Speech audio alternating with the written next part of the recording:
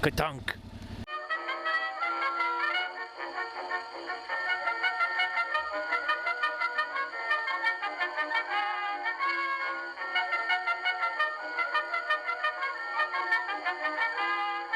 Hey everybody, it's Dick here. Today I'm riding Radar's new Tracer 7 by Yamaha. At the time of editing, Radar had sent me a message to remind me that the Tracer 7 is not called the Tracer 700, which I'm pretty sure is what I call it throughout the video, and what I call it when I talk to him about it.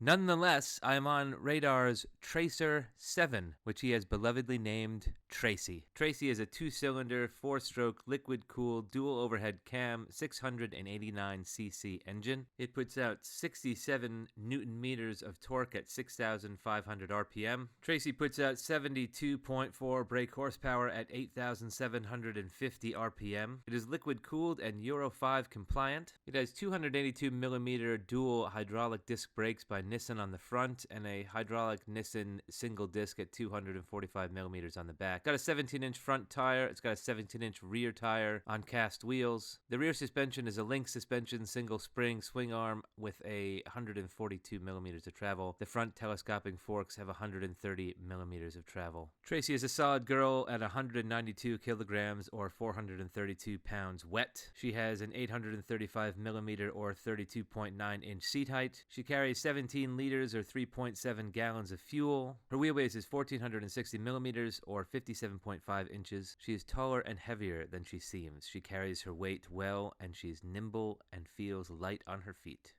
Let's take her for a ride.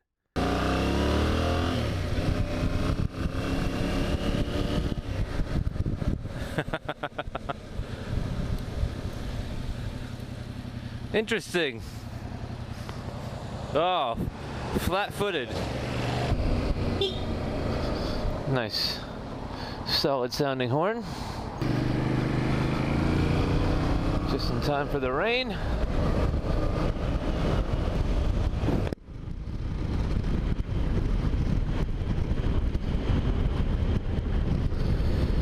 Hey everybody, it's Dick here. I am on the new Tracer 700. This is Radar's newest bike.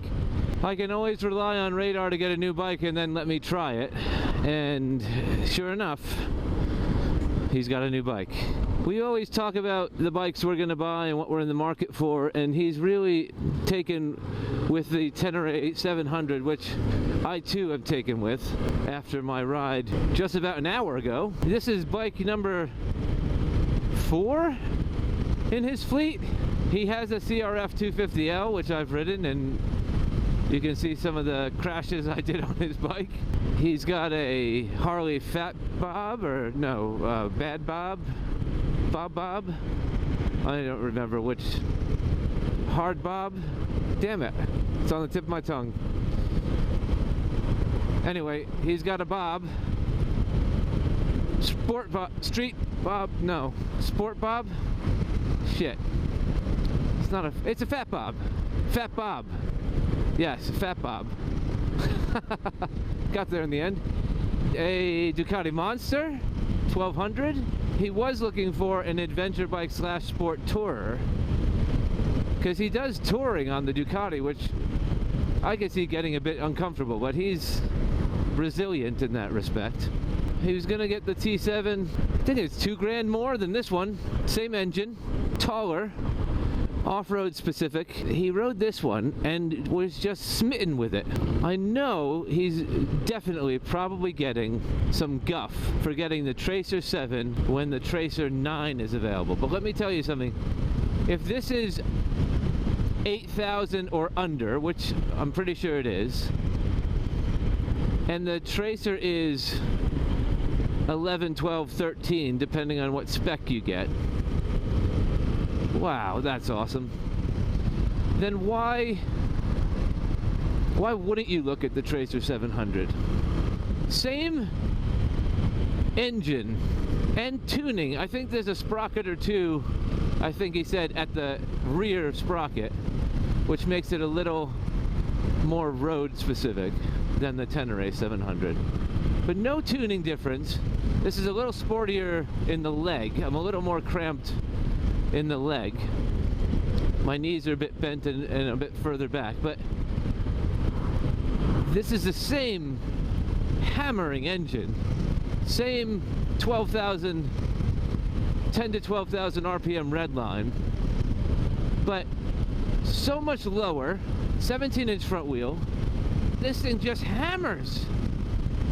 It reminds me so much of my FZ6. It is shocking. Shocking how much this reminds me of my FZ6. The XSR 700 that I rode when it first came out, I thought was too brutal. This does not have any rider modes. It does not have any traction control. It has ABS, but it's just a pure motorcycle. And somehow, just like on the Tenere 700, Yamaha has figured out how to bypass the strangulation of Euro 5 bikes. This power is just immediate. The display is, I think Radar called it old-fashioned, but it's simply a digital version, I should say a backlit version of the FZ6 I have. Just very classic. These fairings, you know, you look at the fairings on the CB650R and you're like, oh, they just tacked that on there. These fairings are elegant. He's got these little bug-eye Hasselblad style, thanks for the warning. It's got the, sorry, I'm getting all distracted. I'm gonna go back to the lights in a second, but this is the exact same instrument cluster on both sides as the XSR 900. Different than on the Tenere. Tenere is a bit chunkier and bigger, but I always find on the Yamaha I'm searching for the horn button and the indicators. They're so tiny over here. And on the Honda I'm just always hitting the horn thinking it's the indicators, but interesting that that's the XSR 900 cluster right there. Anyway, round, spherical, Hasselblad style bug-eye headlamps would just look awesome under these smoked internet logo animated GIF running lights. Yeah, okay. I'm hammering on the brakes here just to see if I can engage the ABS, and just like before on the Tenere, I don't need to hammer on the ABS. I'm going to put it into neutral so I can show you how much of a bend. I'm just shy of soundly on the balls of my feet, and if I rock my balls back from the tank, I'm flat-footed on either side. Considerably lower than the T7. Really nice, low, comfortable ride height. I'm standing here like a tripod. They do have these Batman-style wind protectors, but they're doing a great job, and they've tucked the indicators, the stocked indicators, underneath this thing, which is, I think, quite neat. It has a really cool look to it. Adjustable windshield with this little locking thing. The new MX-5 is as light, or just as light as the first MX-5, and considerably lighter than the Generation 3 MX-5, because they did things like removing the power seats, and instead of having a mechanism that goes up and forward, they have a ramp that goes forward, and it's a mechanized lever. It's just pull a lever, slide up a ramp, tick, tick, tick, tick. It's something like this that just makes you think that electronic windscreens and the motorized adjustable windscreens are just silly. I'm going to keep the windscreen down because I'm having a lot of fun just hammering this engine. The seat is nearly identical to my FZ6. Soft, almost the same sculpture. It's almost like they just pulled the mold out of the bin and remolded that seat. The tank is very reminiscent of the FZ6. I keep talking about the FZ6. This thing is, look at this. It's almost like a sport bike. It is a sport tourer in its truest sense. In its truest sense, it's a sport tourer. Where it's, you know, the FZ6 was a detuned R6 with a higher ride height, different position for the pegs, higher handlebars. This is not the R6 engine, but it really does. It is so sporty. The transmission is quintessentially Yamaha. Ka-tunk, ka-tunk, ka-tunk. I like that. It's mechanical. I like that. I like feeling that I'm in gear. Some grease on that road.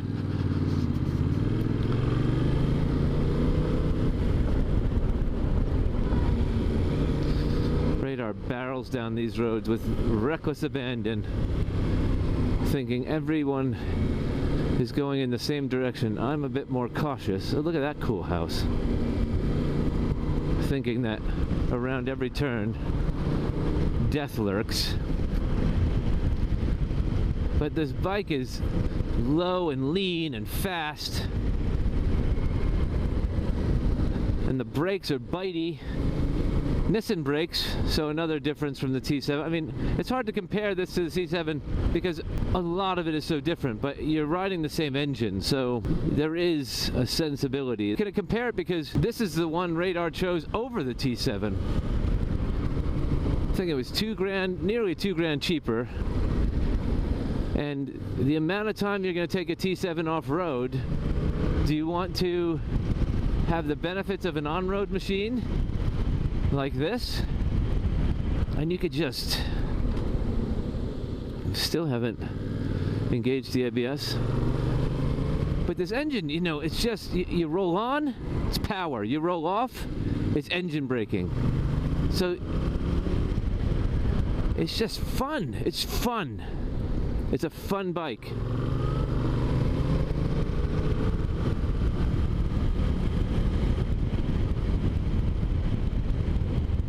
No gravel.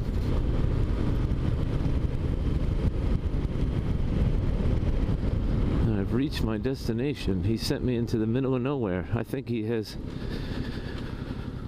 got plans to off me. This is where I meet. I've arrived at my destination.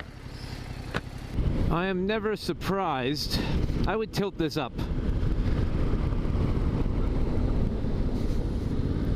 I would tilt that cluster up so I don't have to be searching for that button. But that's my own hang-ups. I'm never surprised at Radar's bikes. I'm never surprised that Radar picks an awesome bike.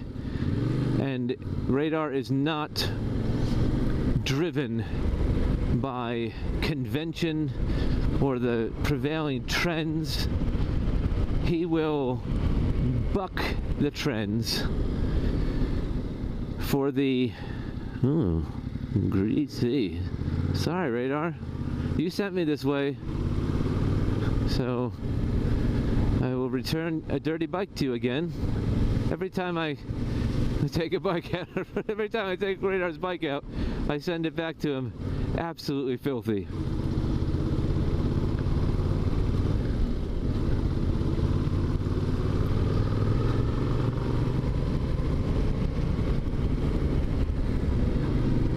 So the T7. Well, here's a testament of how bucking the trends it is. They had, at the Yamaha dealer this morning, they had one T7, and if I wanted it I could buy it now, or it's customer order and there's a long wait for them to get new ones, or I could get a brand new T7 with a discount. So that gives you an idea of the popularity. Not a T7, I keep calling this a T7. That's very confusing, Yamaha. I just got that. This is the Tracer 700. The off-road is the Tenere 700. So in my dyslexic synesthetic head, I see T and 7. So I've been referring to this as a T7. Just to remove all doubt, I want to say that if I wanted a Tenere 700, I could buy the last one they had, red and white, in stock.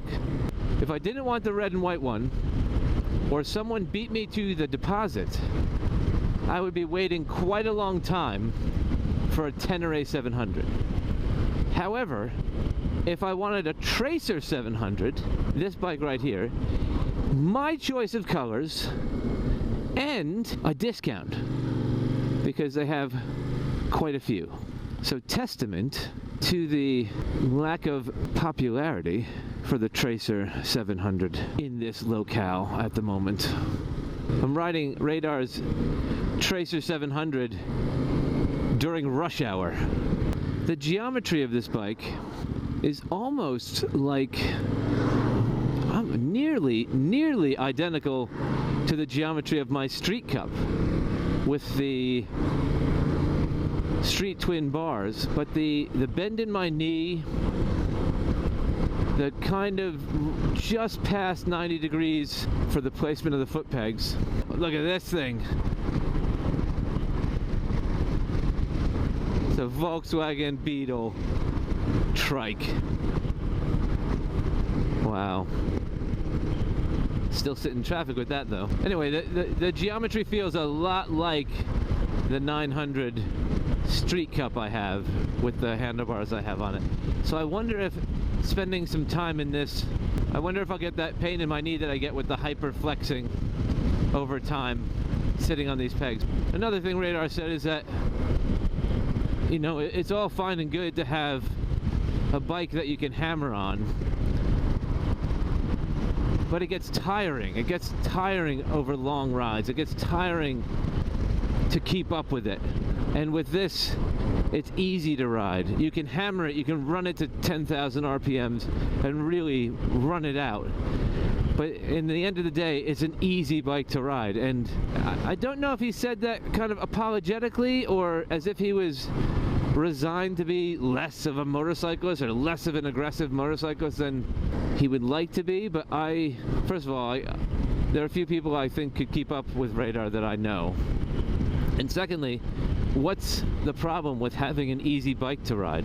Especially if a bike is easy to ride, but it's not boring. If it's easy to ride, but it's spirited and has character. I don't think there's a negative to that. The 17-inch front wheel on this, I was surprised at how small 17-inch front wheels look, or how small it looks on this, compared to the bikes I'm riding now. I'm pretty sure the FC6 is a 17-inch wheel. I would be surprised if the Street Cup wasn't 17, maybe it's 18, but it seems a lot smaller on this. But because of that small front wheel, the steering is a lot more, I'd say, precise, but at the same time, that precision can turn into twitchiness.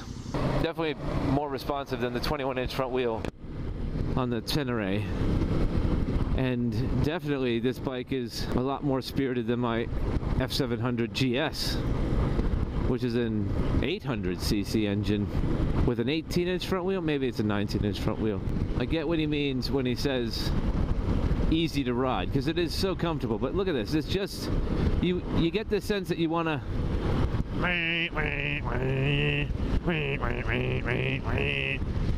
just throw it around. I am kind of in the commuter traffic now, so if people buy small displacement bikes for commuting, whoa, look at it go. You could win a springboard competition on that thing. I got a lot more noise in my helmet right now, and I don't really feel like I'm less protected from the wind. But I got a lot more noise in my helmet than I did just a moment ago. Wow. I'm not really sure what that height does for me. Ow! Fuck! Ow! Oh, that's why we have electronic adjustability. I just pinched my finger in there. Another interesting thing, I'm pretty forgiving when it comes to suspension unless it's way too hard. I think most stock suspension works well for me when I get my bikes. I do very little suspension adjustment unless I notice that there's an issue with how I'm riding the bike. Radar, on the other hand, he'll change the suspension on almost every bike he has. The XSR 700, I think he spent 500-600 pounds on suspension and a comfort seat. And on this bike, he said the seat is comfortable and the suspension is, quote, all right, which is downright surprising for My friend Radar. Shocking, almost. I've had a couple of rough bumps on the rear. The front is nice. You know, the front wheel, you get a bit more sensitivity on the road. My pinky hurts. I wonder if I got a blood blister from pinching it in that windshield. You get a bit more sensitivity with the smaller wheel.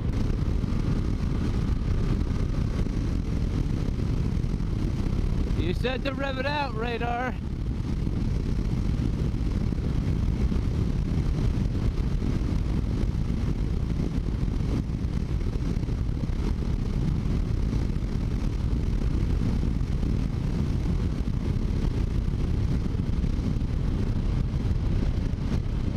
Awesome. Fourth gear, 8,000 RPM, 70 odd miles an hour. A little tingle in the hands, but I can't tell if that was the adrenaline making it to my fingertips or the blood rushing to my injured pinky from snapping it in the adjustable windshield mechanism, or whether it's motorcycle engine vibration making it into the handlebars. But whatever it is, it's not upsetting, and there is no reason to think that this thing is going to be any more vibey than it is right at that moment back there. Stock exhaust sounds so good,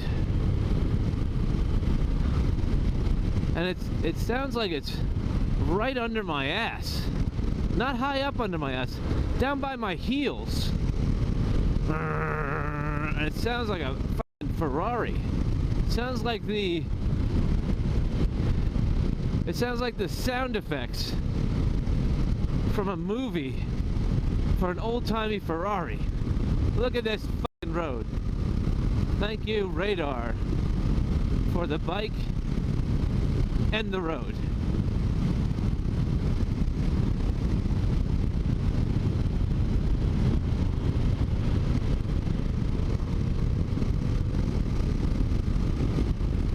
Wow. What the hell is Yamaha up to? Gravel. Lots of gravel. Feeling it on that 17-inch front wheel, but do not feel unstable. Do not feel unstable.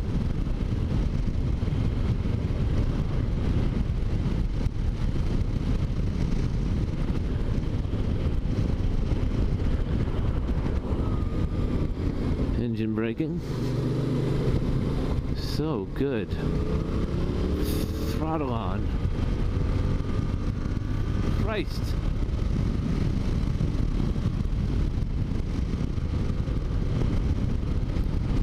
All right, everybody, sell your BMWs. Sell your Triumphs. Sell your Hondas. This is a Yamaha Renaissance. Oh, oh, God. I just ate my own balls.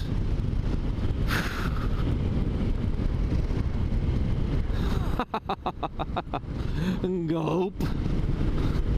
The number of fucking long-nosed Volvos that have nosed out in front of me on my rides in the last 4 or 5 days.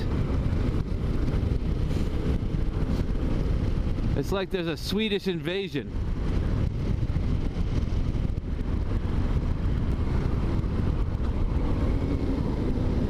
Gravel, pothole, blind turn, welcome to England.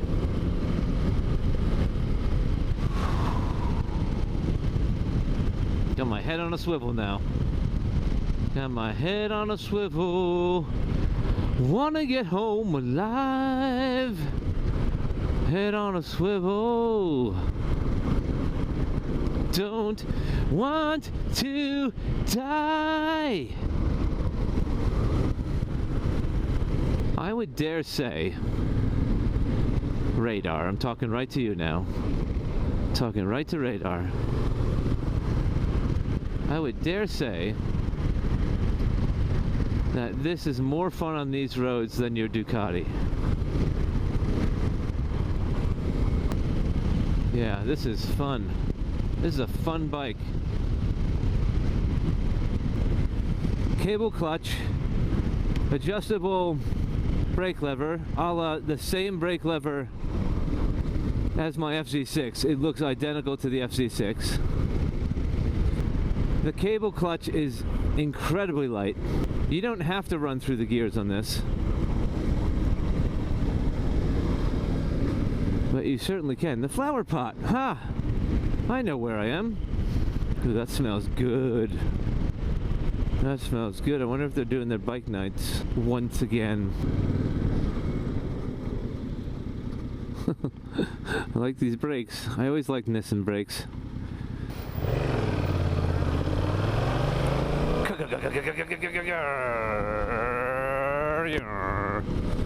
Watch your speed. Engine braking to the moon. I love engine braking. I love engine braking. I love engine braking. I love relying on that engine to slow my progress. Oh, what a refreshing motorcycle. There aren't a lot of high... Whoa! My gosh! Oh my gosh. There aren't a lot of highways around here, but I can tell you at speed, this thing is comfortable. I find I'm not short shifting this thing. Fourth gear, you sit at 60 very happily. I'm in fifth gear now. 5,100 and a bit RPM, 66 miles an hour. Roll off, get a little engine braking, roll on when you see the exit of your turn. It's so good.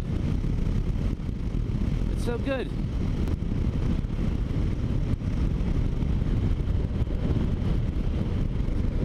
I haven't touched the brakes in a very long time.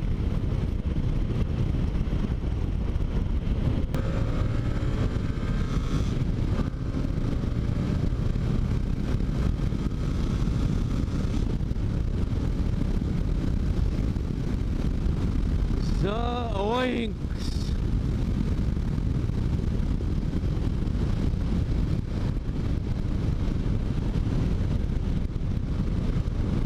I do like this engine. I often complain about the Triumph Bonnevilles having 5 speeds on the 900 versions. This is a 700 twin, and this could be happily limited to 4 gears. 5th gear is a bonus, and I don't think I've touched 6th gear yet because I don't need to go 120 miles an hour. Wow. Engine braking, engine braking, engine braking, engine braking. What's funny is you often find that a bike that can really cook is hard to tame in villages like this. You kind of find that the throttle is twitchy and it's kind of trying to go, and you're trying to just really gently keep on the throttle steadily so you can have a comfortable, controlled ride through town. Where this one is, the fueling on it, I don't know if he's adjusted or if this is stock, but the throttle response is just so intuitive. It's an intuitive motorcycle. I do like 4th gear. I'm just back down in 4th gear, letting it rev a little. And when I say rev a little, it's 6,000 RPM. It's not revving at all in Radar's tachometer. I'm hitting these little manhole covers to see if I can throw the front wheel off a little bit, or see if I can feel a little unstable. I'm trying to see if I can coax the suspension to be harsher than I believe it to be. But it seems to be dialed in just perfectly for me.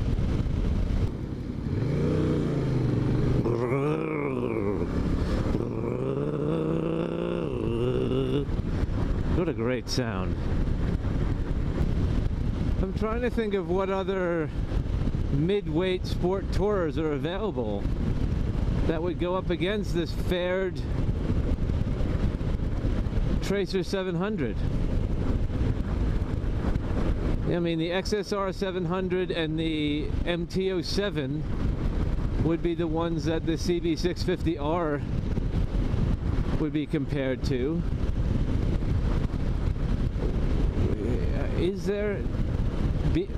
Is it BMW's F750 GS? That's kind of a sport tour and adventure bike clothing, so it's not really, this bike really embraces its sport bike lineage.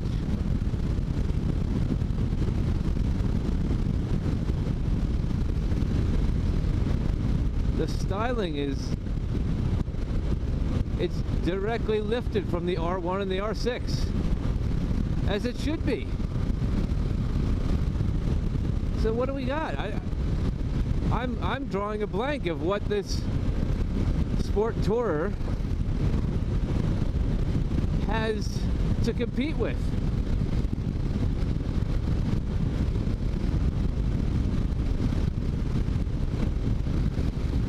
It's singular. It's a singular motorcycle.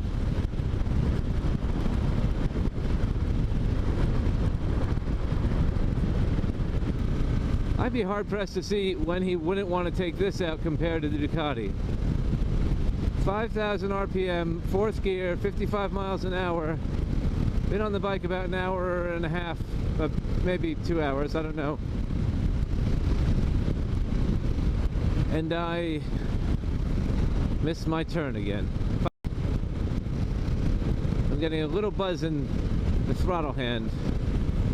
Very slight in the clutch hand, but I'm making a point to rev this thing out as instructed by the owner. Just love this throttle response and this engine braking. This engine is a peach.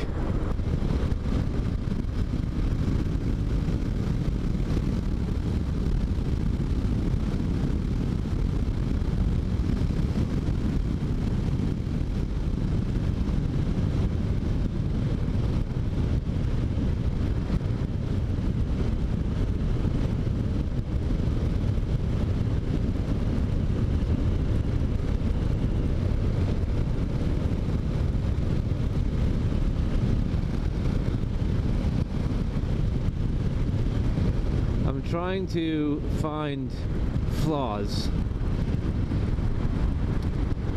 I'm trying to see what I'm missing. But I'm left wanting for criticism.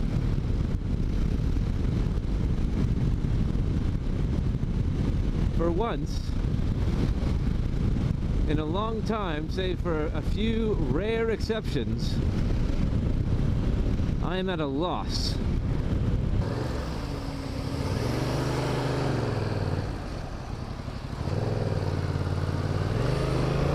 Tractor!